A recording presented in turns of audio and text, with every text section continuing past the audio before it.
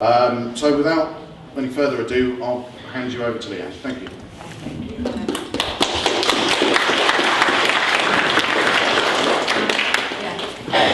My name's Liane Groves and I work for Unite Union, and I've got a fantastic job, and my job is to roll out community organising across the UK. And it is a brand new initiative that the union's had for about a year. Just to reiterate what Mark said about sort of our political differences, because one of the rules around political community organising is that we leave our politics at the door, and what we do is we build on what brings us together, and that's one of sort of the main tenets of community organising. So I'm going to explain to you what Unite is trying to achieve, why we're trying to achieve it, but I just wanted to start off by just telling you an example of what is achievable through community organising. A few months ago, Unite was talking to a group of Somali women in North Bristol, and these group of women for 2 years have been trying to get a women-only swimming session in their local swimming bars. And this is not a terribly, outrageous thing to demand. Lots of public pools across the country have women-only swimming sessions. Every public pool in Bristol has women-only swimming sessions. But these group of Somali women, they approached their local pool and said, can you provide this for us? And the local swimming pool basically just could not be bothered to give these women what they wanted. I think the reason that the swimming pool took that decision, because I think they believed these women had no power, they had no leverage, so therefore they couldn't be bothered to do what these women wanted. So these women en masse joined Unite Community. We've got over 30 members in that group. And what the union was able to provide was some training, some campaign training. I actually went along a few weeks ago and did a session on how you can get media coverage. And at the end of this meeting, what these women decided themselves and planned was to have an action during Mother's Day. So what they did was they got all of their kids to write these big Mother's Day cards. All I want from my mum is that she can go swimming. And then they planned an action outside the local pool on Mother's Day, and they put out a press release, and the local TV turned up, the local newspaper turned up, and it was just a really happy, friendly, protest outside the swimming pool, kids and families, and it was a really nice event. And then yesterday we got the phone call from the local authority, and they've asked to meet with the women and the union representatives as well. And I just think, that's a really good example of where a group of women were basically ignored for 2 years, but they came together, they came under the banner of Unite, and they were able to achieve. And I'm pretty sure that we're going to win this campaign. And the rules between community organising is a campaign deeply felt, is it widely felt, and is it winnable? And this campaign had all of those three tenets. So I was just so happy yesterday. I met these women weeks ago, and I'm just thinking they're going to get to swim with their children, and it's just a really nice story. So you might be asking yourself, why is a trade union that organises workers in workplaces getting involved in community organising? Well, I just want to sort of take you back historically with the role that trade unions used to play within society. Unions were based in their communities. In the old days, we would have had large employers, large industries, where the shop stewards would have been well known within their communities. They would have been well respected, and people would have gone to their shop stewards in their homes with their social problems. And I think where industry changed, big workplaces closed down, workplaces moved away from where people lived, and trade unions over decades have lost that link with their communities. So we want to change that. And then, of course, the other reason why Unite decided to start its community organising initiative is because we're now facing a Tory government, or a coalition, if you like. And I think Owen will probably tell us a lot more about the effects of austerity, and I'm sure everyone in this room has been touched by what the government are trying to do. You know, privatising our NHS, the cuts to welfare, the cuts to Sure Start, you know, the cuts to our public services are having a devastating impact on working class communities. And my union wanted to do something about that. So we decided, the leadership of the union decided that we needed to increase our reach within communities. We also realised quite early on that the union cannot win its industrial battles on its own. We tried to campaign for 2 years to stop the Health and Social Care Bill, which is paving the way for mass privatisation of the NHS. We could not stop that bill because we didn't have communities on our side. And I think, you know, workers on their own can't stop the cuts that are happening.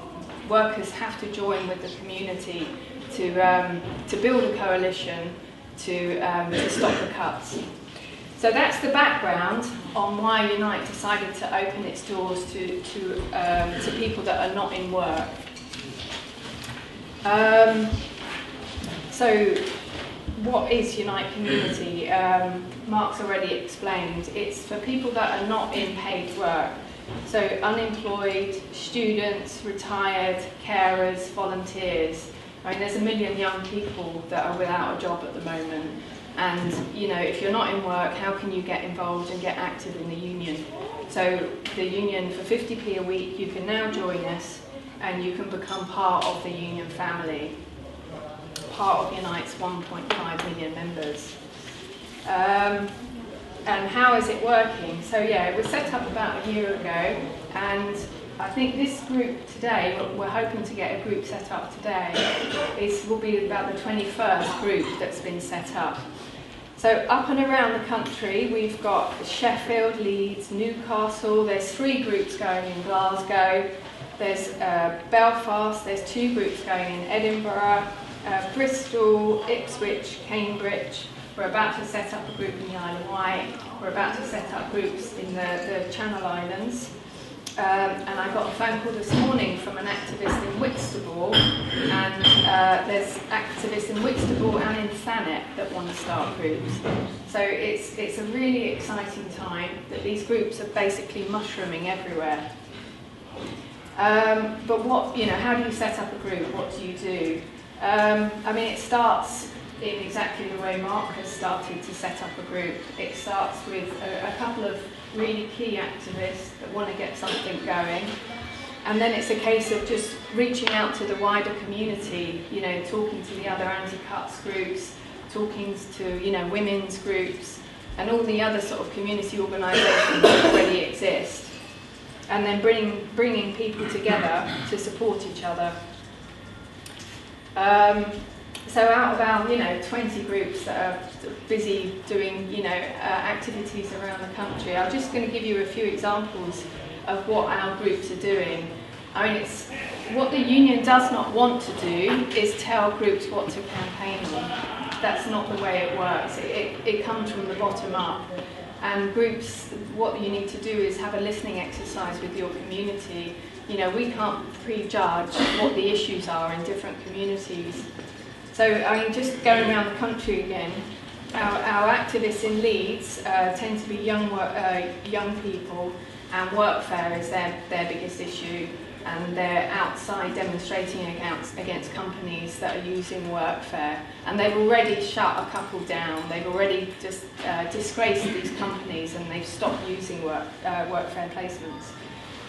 In Hull, I've got some activists that are campaigning to save a local hospital in Hull. In Liverpool, again, the NHS is a really big issue. And of course, the bedroom tax.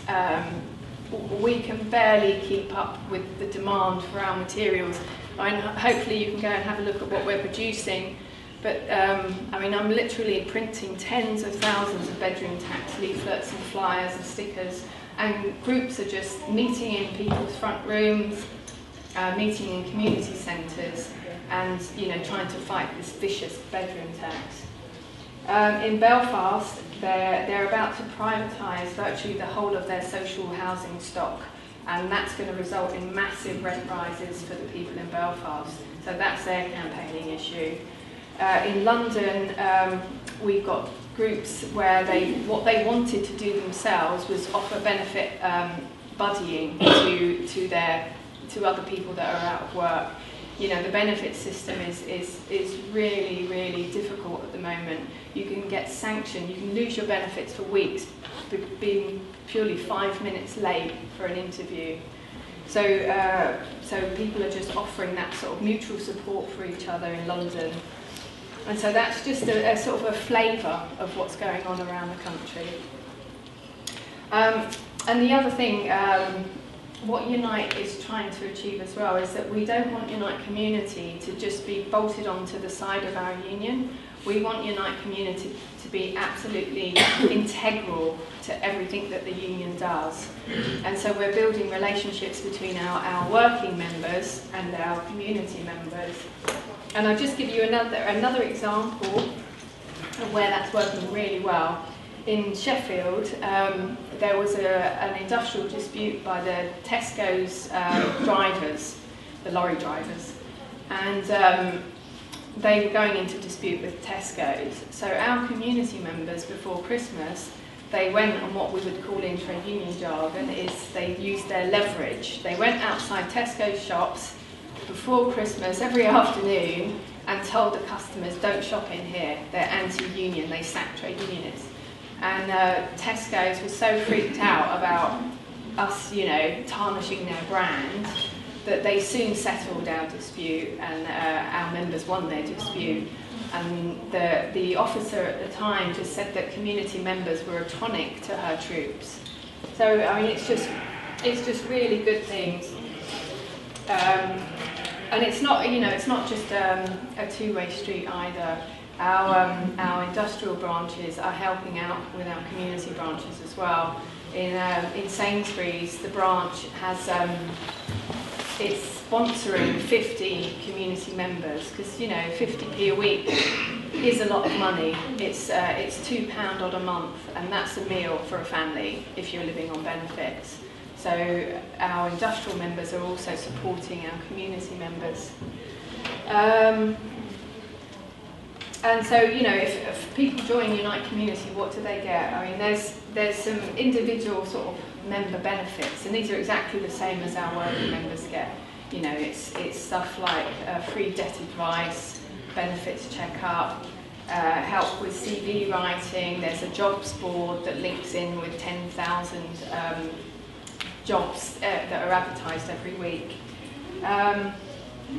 And the other thing that we offer to Unite Community members is skills and training. So these courses are all free to Unite Community members, stuff like IGC, basic computer skills, numeracy, literacy, and Unite Community activist training as well. So it's good packaging, but the individual benefits is not really why Unite has gone down this road. And what's really important is that people stand together, and what we're really trying to achieve is collectivism. I mean, someone once sort of told me this story about this father gave his son a stick and said, can you break the stick? And the son went, yeah, of course I can, Dad. And then he gave him a group of sticks and said, well, break these. And of course you can't. You can't break a group of sticks. You can't break when people are together. And I think, what we've learned is that if you stick together and collectively, we can achieve. And I think what the government are trying to do is divide us. They're trying to divide the strivers and the scroungers. And we do not want that to happen. We want to build those bridges between the unemployed and the workers. All our issues are the same. So yeah, that's basically what Unite is trying to achieve. And after Owen has spoken, I'm happy to take any questions. All right, thank you.